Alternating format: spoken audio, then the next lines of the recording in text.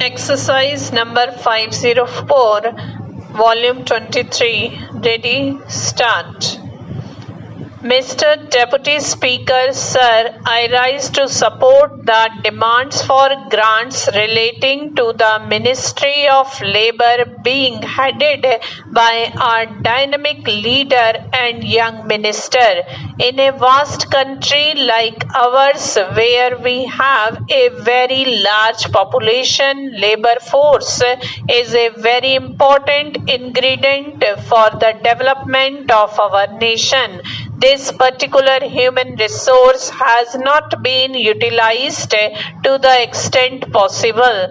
This is indeed regrettable. We should look upon population not only as a liability, but in the given circumstances, our population or the manpower should be utilized to the best possible extent by giving suitable training. I think the Labour Department and the labourers deserve a great deal of respect because whatever we do in this country, the whole process of national reconstruction revolves around the work of the labourers. In our country, unfortunately, the labour force is not well organized. Only a very small percentage of the labour force, about 10%, is in the organized sector, whereas about 90% of the labourers are in the unorganized sector. About 27 crore labourers are in the organized sector and only 3 crore labourers are in the organized sector. For the welfare of a large number of people, various laws are being made. We have been talking about labour legislation for a long time. A lot of legislation have already been made, but we have to consider seriously whether all the legislations have helped the labour class. I am sorry to say that a lot of these laws are just accumulating dust and they have not been really useful in many circumstances. Unless the law is practiced in the proper spirit, the workers will not be benefited. Thus, particular aspect has to be taken into account while making the legislation. Now, there has to be a great deal of political will and enthusiasm to see that the labour laws are really implemented and benefit the people. Our dynamic and young minister has recently said in a meeting in Pune that in this session a new legislation is going to be presented. It may not be completed in this session, but certainly it is going to be introduced and it is for the benefit of the organized sector. A new comprehensive and integrated legislation is going to be introduced by our government for the sake of guaranteeing minimum wages and for providing pension for people in the unorganized sector.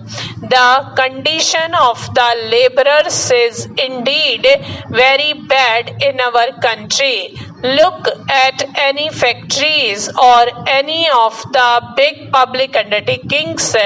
How much care does the employer take for the benefit of the labourers on whose integrity and hard work the whole enterprise of that particular industry is flourishing?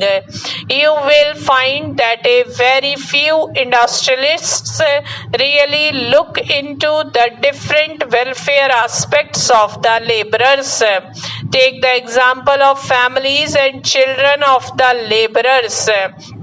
Do their employers make proper arrangement for their health care and education? Leave aside their cultural upliftment or their cultural life. Such efforts are not made even in the organized sector. What happens in the unorganized sector is anybody's guess. The families of the laborers are not looked after properly, and a great deal needs to be done. And in this regard, voluntary organizations can play some role. A small amount of 3 lakh of rupees has been provided for the welfare of children and women in the unorganized sector. I would urge upon the Honorable Minister that the allocations to the voluntary organizations for the betterment of women and children in the organized as well as unorganized sector should be increased. As regards the lockouts, wherever there is a lockout of the industry, the laborers have a great deal of suffering. They do not know what to do. They are just left to their lot. But the employer does not suffer as much. Just look at the employers of different big industries. Their standard of living does not change after locking the industry, but the people in the factories are left on the street.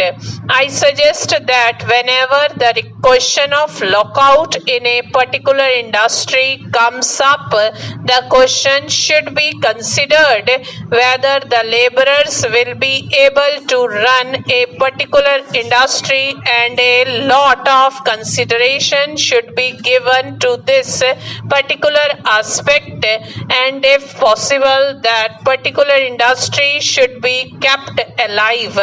Migration is a very important problem of laborers, and it has got multi dimensions, that is laborers within the country and those who are going outside the country. Lot of laborers are exported outside the country, and they are facing lot of problems because of the agencies. I would like to mention here one thing, that we have entrusted this work to many of the private agencies, but there is need to consider whether we can have a manpower corporation and assign this work to the corporation. Also, there are problems of interstate migration of the laborers. There is an act, but it is causing difficulties to the laborers